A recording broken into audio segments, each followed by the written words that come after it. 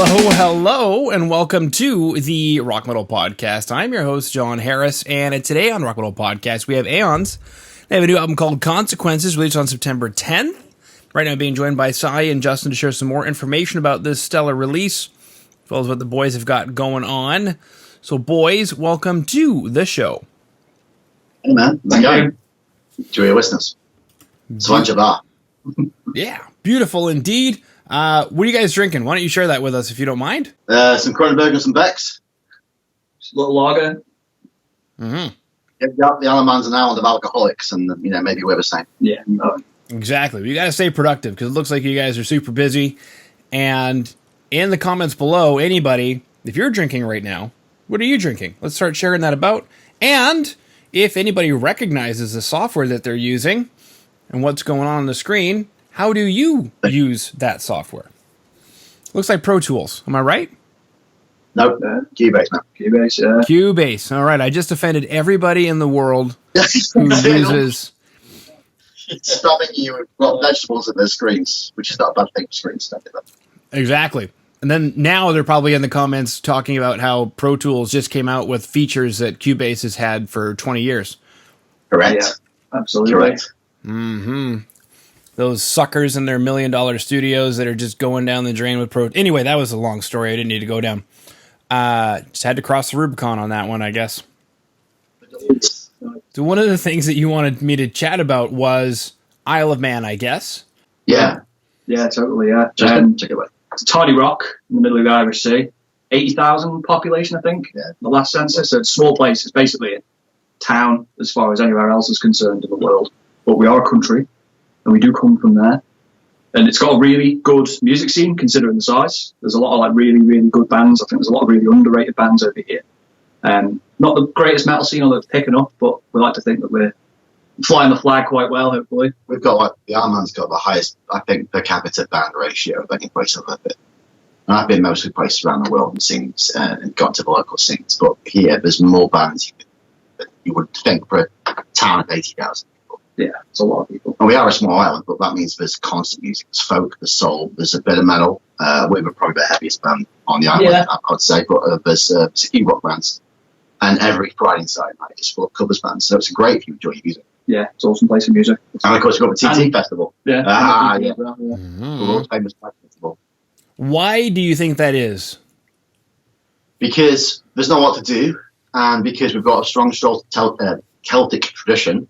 So as a result, there's a lot of Celtic music goes on here, which fosters a lot of people being interested in music, and then eventually go on to form bands or they create music to be part of the community. Yeah, there's loads of music festivals when you're in school. They really encourage people to take part in the local music scene, like folk music, things like that, and then that just branches out. Then you pick an instrument and you just go for everything from there. So it's a really well supported scene over here, and I think that's why you get so many people take up music as a thing. And of course, when a big artist comes over here, they play in one of the two big places we have them to play. There's always local bands come on and support them. So there's a demand for them, especially during TT. There's probably 100 bands play during TT. Maybe only 10 of them come across. And by across, I mean from the UK. Yeah. Okay. All right. Across that pond. Not the bigger pond, that pond.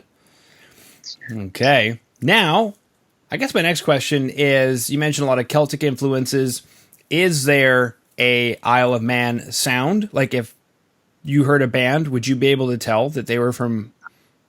No, I don't think so. I think it's very divergent. Yeah, hugely. Yeah, we've got a really really wide, varied music scene. And to be honest, I actually can't think of a single band that sounds like another band over here, which is strange for such a small place. Nobody really copies each other. Everyone's got their own little identity as who they are as a band over here. Mm-hmm. So it makes it really interesting when you go to an originals night and there's lots of bands playing. You know that you're going to get, say even a metal night, you'll have us, a punk band, a hardcore band, a doom band. There's just loads of really interesting music, and you always get a nice varied sort of scene at the time. It's really good, really interesting bands. I think also you don't want to see two bands of the same that compete for a very small audience, right? That's the thing, yeah. It encourages diversity. Totally. Cool. Making a note, we're chatting about the Isle of Man music scene, everybody. So, a fun one is in, I don't know what I want to call it, a music scene microclimate. Like Call it that, yeah. Like Finland, for example, one drummer might be in like 8 metal bands. That's true. That does happen, but that's more for like the covers bands where those guys. There's a lot more. Again, back to that per capita. I think there's much more original bands on the Isle of Man per capita than you would find in most towns.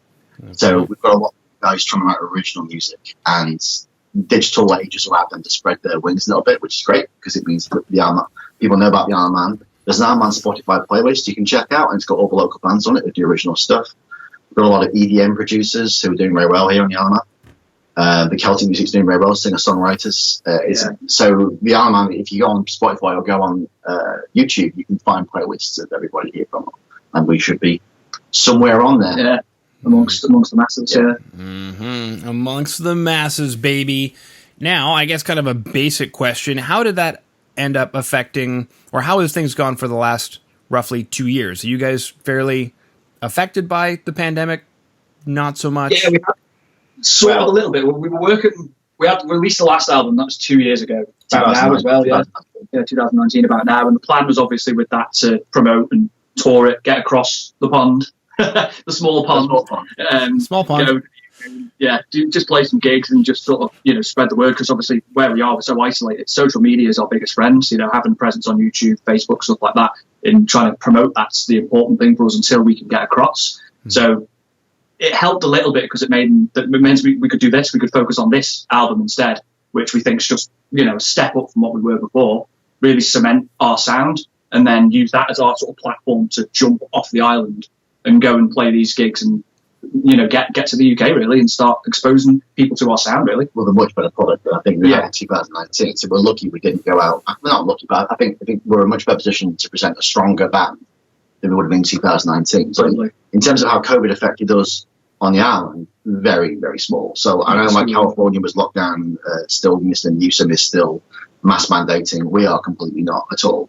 So we had 3 lockdowns of about 3 weeks, 4 weeks, and that's it. Because we're able to close our borders and then let it die out in the community. And so we were able to practice constantly, play gigs locally, play gigs as well. During it. The pubs were all open, everybody's happy, everybody's out of business. It was probably only total maybe 10 weeks since it started where the Isle of Man's been shut.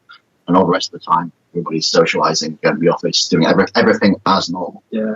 Which is, I know, crazy for people in the UK to hear, but it's been normal here. Yeah. Mm-hmm. And we're very lucky, and we don't think about it too much, do we? Yeah, no, not usually. But it means we can play a lot of gigs locally, but of course we're stuck in this 30-mile by 9-mile middle island. Yeah.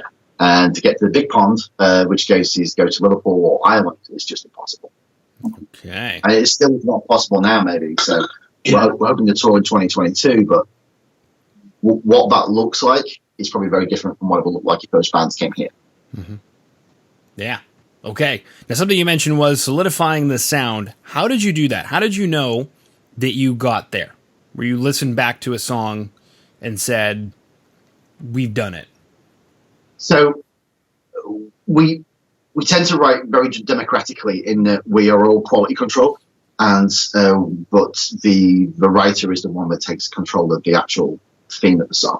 But we've got better as musicians together, and when we feel the product is the best we can do for that, and that we feel that the song encapsulates the meaning of what we're trying to say, and that's the most important thing. A collection of riffs and some screaming over it is not, to me, a song. It's a piece. It's a track. Where we want to put 7 songs out, and we have them. They've all got function. They've all got lyrics that can be read independently of the music. Stories really. Music, yeah. And the story defines the sound of the song, and so once like the rough sketch is there almost, that's then the real collaboration starts to come in, and that's where we spent a lot of time, and we had the time obviously with those 2 years of not really being able to do a lot with the other album, gave us a lot of room to really figure out what we wanted these songs to sound like based on the stories we sort of had to base them off. Really, if you take the thematics of consequences, every track is about the consequences of your actions or the consequences of inaction, and every story has a poster associated with it that specifically tells an aspect of that that's hopefully will be listened to by somebody's going to listen to at least one of them and go, "Hey man, that's me." Yeah. And if I pursue this course of action, maybe I'm on, then there are consequences maybe I hadn't thought about, and there's a story in each one of those that might affect it. A lot of them are allegorical, some of them mythological, one's historical, but within that framework of lyrics and music, there's an ability to describe a greater ideal. Okay. Now, this almost sounds premeditated. Did you guys Absolutely. Yeah. Every single word is written specifically. Thought out, yeah. So, like the number one, there's two reasons. One, you want it to be right. You want it to be artistically valid and have some expedience with the community that's going to view that not just as a metal song, but as a piece of art. And secondly, because the internet is quick to tell you when you've done something wrong. So you have to counter all that in your head and go, to the best of our ability, there's no mistakes in this. Yeah. And that's probably inviting people to dissect it and find mistakes for us. Yeah. But we lyrically, thematically, musically, we've done, I think, the best we can. Yeah. And to negate potential negative comment, we haven't had anybody come to us and say, oh, this is wrong, this is incorrect, or I don't feel anything from this.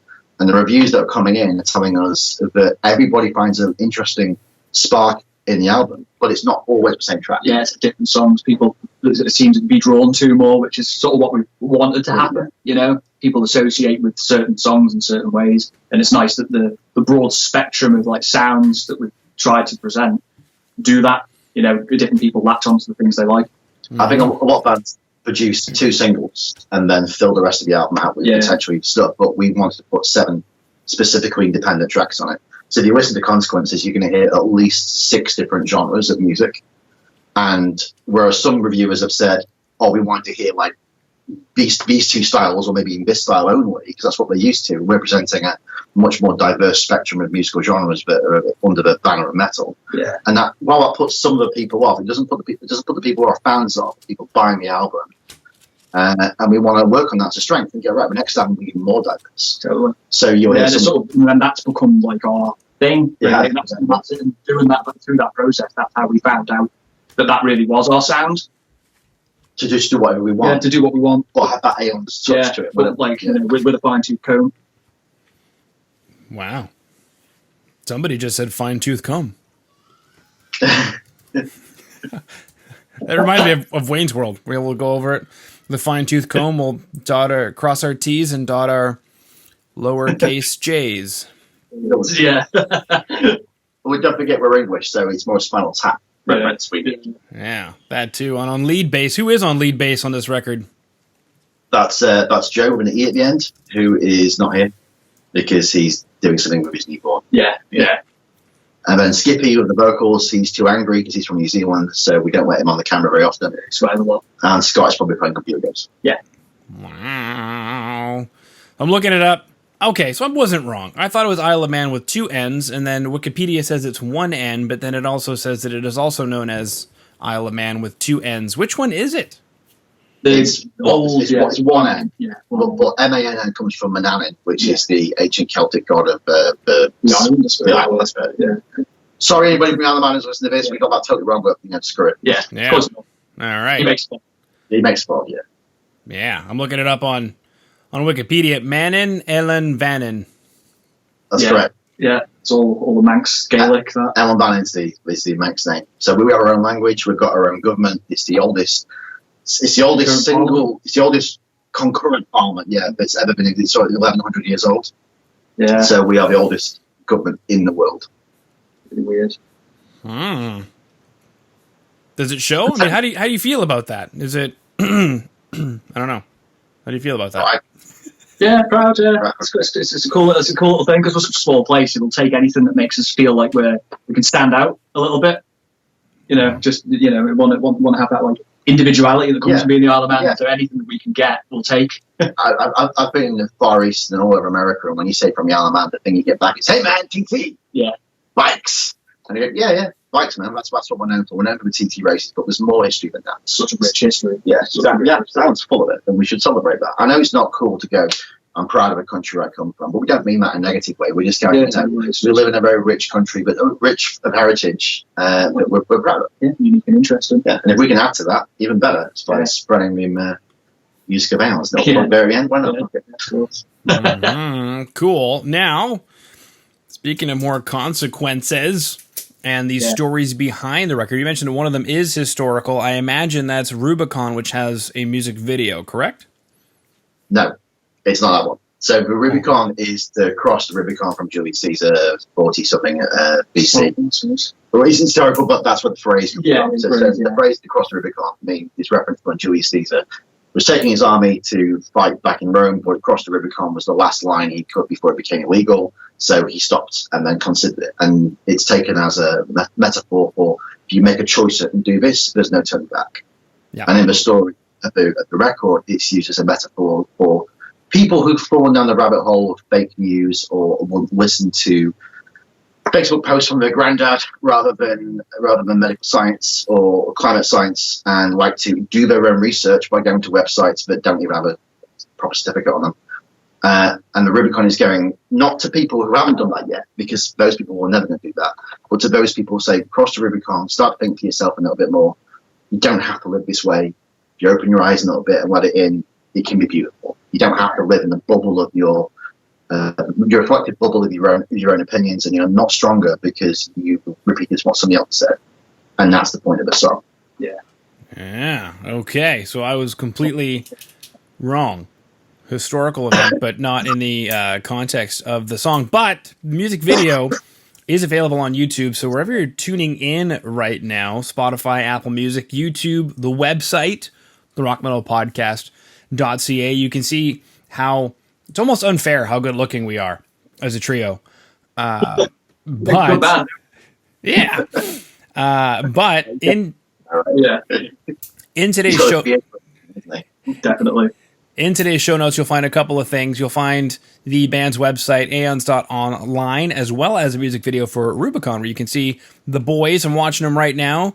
They are jamming out. They're rocking out. And I'm counting how many strings there are on these guitars. And there's a lot of strings you guys have got going on, which, of course, is the Celtic influence, right? You got to have... Yeah. Well, the drums you get, the West strings, the easiest to play, right? Yeah. Exactly. Which is why I think I saw a flag of 3 legs. No. I didn't put that in the video anyway. Yeah. I think that's just no. I don't do it in the videos. That's the flag of Isle of Man. You guys are just always running. Is that what it is? It's a constant service stab it wherever you throw me, I shall fall, which is not true. I think you've had many of these, but you can still fall this way, and you can still fall forwards and backwards. But if you're moving down a hill, you're never falling over. Exactly. Wow. Okay. Very cool stuff. So we got lots of strings going on, angry stuff. I'm also seeing some stock footage, it looks like. So I tried to find stock footage of the video, but it's from specific riots that were specifically about the people who were believing things that Rubicon is trying to tell you to avoid. Trying to make you think about what that does to when you're angry about something to the point of violence, when maybe that doesn't hold up to any sort of scrutiny, in your opinion, maybe it's time to change that opinion. Wow. That's the point of the track. So I've used that in the start. The verses specifically talk about that kind of behavior, and then the chorus is more positive. And none of my songs are negative, but they are specifically trying to get you to rethink. Yeah. Okay. No, that's not true. Asking you to rethink. to look at it. Look at it. Do you want to cross over to the other side and look back on yourself and reflect on what you're, what you were thinking before, and see a new side of things, or stay where you are, stay in your point of view, stay in your views, and not cross over and see that, and not see the shortcomings of the positivity of bettering yourself. Yeah, effectively. Yeah. All right. How many strings are there? What are you guys tuned to? You guys in like drop Q sharp or something, or? Yeah, exactly. How do you spot it? Yeah. Well, watch the video and they'll sound like you can actually get that. It looks like there's some 7 strings and there might be even an 8 in there, or am I making that up? It's drop A. Yeah, drop A. 7 strings, 5-string bass, drop A. Concert pitch, drop A for musicians out there. Yeah. Okay. It looks like somebody even has, are those Easton Ahead drumsticks? I haven't seen those since like the 90s when Lars Ulrich had eyeliner. They're not. They're like ProMark ones. They've got like an active grip. When you get warm, your hands get warm, it gets sticky, so it doesn't drop out your hands. So I don't have to wear gloves to not drop my sticks. What? So they're black and look really cool. They don't look like the Joey Jordison sticks, like the black sort of like almost. They're made out of plastic, but like the head, like the plastic heads on top. But yeah, they're just regular wooden sticks with like a black coating on top. I think they look pretty metal. What? He's so happy with such bad drums, right? Wow. I always thought he used the Easton head sticks, or maybe he did for a while. Or whatever they were called. They were like plastic with a plastic sheath. It was a very big thing in the 90s. Yeah, they're fully plastic, really light. I've got a pair at home, but I'm not. They don't gel well with me. They don't gel like the ones that stick to you. No, definitely not now. Are those the sticks you're using on the record? Like these drums that we're seeing in the record, is that, or on the music video, is that what's on the record? Yeah, that's his drum kit. Yeah. It's a Tammer kit. It's Hammer Hyperdrive. It is. Picked it up during lockdown because I wanted to treat myself to something to ease the pain of being locked indoors. So when I came back out, I got the fun of pulling that nice white thing out. I was going to go for the black one, but I thought the contrast, black sticks, black clothes, white drum kit, it just looked cool, 50% of it's playing good and 50% of it's looking cool. 70%. Yeah, 70-30 split, isn't it? Yeah, very cool. Now, because you mentioned going through, was it 6 different genres on the record? Did that, how did you approach the drums on that? Did you get different kits? Did you maybe different snares, different ride cymbals? How did you end up approaching that song by song? Was there songs where you added 6 more toms and then another song you removed? Just played less toms and I needed to. No, same kit a whole lot pretty much. Yeah, we retuned the snare to get a bit of a lower pitch for the more mellower stuff. But like Blight, which is the mellow song, really, even that's still played at like relatively full intensity for the most part because it's meant to be more sort of driven and a bit rocky, even though it's quite acoustic. So it still has a bit of punch to it. So yeah, no, there wasn't really much to be done in that respect. We recorded all this ourselves because the Iron Man doesn't have the ability to go to across the big studios, especially during COVID. So it was all recorded here except for the drums. And we have 2 big music studios in Iron Man that we have nice rooms that we have the ability to use. So it's basically using local resources, and then we farmed out the mastering across to a beautiful guy called Seb Lieberman from Germany, who's a great mastering guy. And we're going to go to him now. He loves the music, and I love working with him. The guys love working with him. The sound he got was brilliant, so we're now going to actually farm the whole mixing out to him, rather than me losing my time and my sleep trying to get these mixes right on my own. Yeah. If it's the same Seb I know, say hi. Oh yeah, from Seb from Odin. Crap, he's going to forgive me for avoiding his name. Odin Organ. Odin Organ, that's him, yeah. He's a really nice guy. Yeah. Had him on to chat about 2 albums, one with the Cowboys, and then the most recent one, which is more AI based. Mm-hmm. Yeah. Why did you choose him? He's kind of like a power metal guy. Not to say that it wouldn't fit. Well, I'm not going to speak for him. Yeah. But I had this conversation where I said, "Hey man, you're in a power metal. What the hell you did? Why you accepted this job from us?" Because I'm not actually technically that into power metal, which my band happens to be power metal. Yeah. And the results he got on his website, I just wanted something a bit more. There's a tone of modern metal that I'm trying to avoid. I think we're all trying to avoid. We hear so many. We talked about this before. About a lot of metal bands, especially on the heavier end spectrum.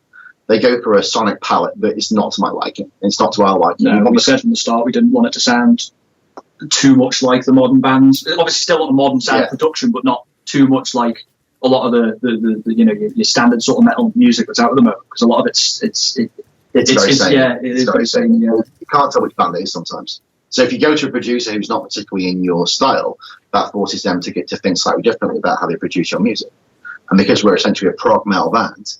Power metal's not that far away, but it requires the clarity of instruments, which is what we're more importantly interested in. Yeah. But I think he did a great job on the mastering of that. Absolutely brilliant. So we'll give him the whole job next time, and with that, but he'll know now not to. He will know not to lose the parts of the sound that make us sound like us. Yeah. Yeah, I'm surprised he's not. My own thoughts. Surprised his production facility isn't, I don't know, bigger. And not to say that he's not big or well known or anything, but especially his records with Odin Ogan, they have great sound. So I'm surprised more people don't pick him out or whatever. And I never chatted with him about that specifically, but he was sitting in his studio when we were chatting. Yeah.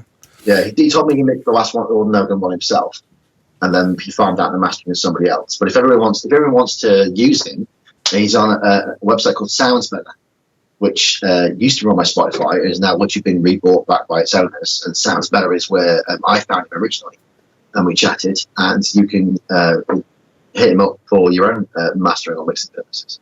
Yeah. Quick plug there for our friend, for our Germanic friends. Well, and it's not too bad either. At least if these are the prices that are correct, 150. I'm guessing that's US per song for mastering. That's cheap for what he can do. Yeah, GBP for us, but at least. But yeah, it was the less than £1,000 the whole mastering, and he spent forever on it. I think he did like 20 different versions. Yeah, really I shouldn't really say that, actually. But essentially the point is he liked the product and he wanted to spend an extra time to get it right. He didn't have to, but he did because I think he's both invested in the songs and he's invested in making sure that everybody who he deals with has the best result they can possibly get. Yeah. So yeah, anyone who's in a band, go Sounds Better. Pay that sort of money, get your stuff mastered because it makes all the difference. Yeah, it's night and day. It is absolutely night and day. Groovy. All right, so we chatted about the new album Consequences out September 10th. Now I don't have a record label listed. Is there a record label? Not yet. So we are in the process of dealing with. So last time it was kind of a stock release. And then we did it ourselves. We didn't know what we were doing. We just released it. We always Tragic End ourselves. We sold really well because we did that and we sold around the world, which was great. And we're really super happy with what's going on. But being a local one-man band, we don't really understand how the record companies and the music scene had moved on in the UK. So this time we got a PR company involved, and that's why we've got a lot of interest, as you know. Mm-hmm. And hoping to leverage those management to get us onto some record labels in 2022. Whatever's possible. And if it means we stay on our own, we stay on our own. Yeah. As long as you retain control over writing the songs and writing the vision that we've got for what the song should sound like, what the thematic should be, and they should not compromise. Agreed. Compromise is like the one thing. Yeah, exactly. We don't compromise on the quality of what we're doing. It can take a very long time to get a song written sometimes because we may all five of us might have our like individual perspectives on how we want certain sections to be, and it can take a long time to iron through everybody's ideas and get the right idea, even though we don't want to do it at the point where we try and put a bit of everybody in there. We spend a bit of time trying everyone's ideas out and seeing which one we all agree is the best for what we do. So yeah, we don't want to lose that ability. We've thrown out more than most bands I've ever written. Yeah, and I could almost prove that with our projects folder. and thankfully, I write super quick, so we might have had 60 songs for the last album, and we got down to 7. Not a whole band complete, but demos produced and then played with, and then refined to the 7 you do on the album. Yeah. No, there's not all the good stuff in there. It just wasn't hitting us, buzzing us at the time. Yeah. I mean, we wrote about 2 days. Yeah. Whereas Astronaut took 3 months. Yeah. So there's a big gap. Yeah, sometimes it just flows, sometimes it doesn't. Cool. All right. And so for everybody listening in who wants to hear those 7 incredible songs can do so wherever it is that you consume music, because the album is out and now called Consequences, as well as the music video for Rubicon will be available in today's show notes, where you can click that link, as well as the band's website to stay in touch with them. And so, boys, that concludes my questions. Cool, man. So thank you so much for coming on to the show today. Always appreciate it. Always appreciate it. Thanks for having us. Yeah.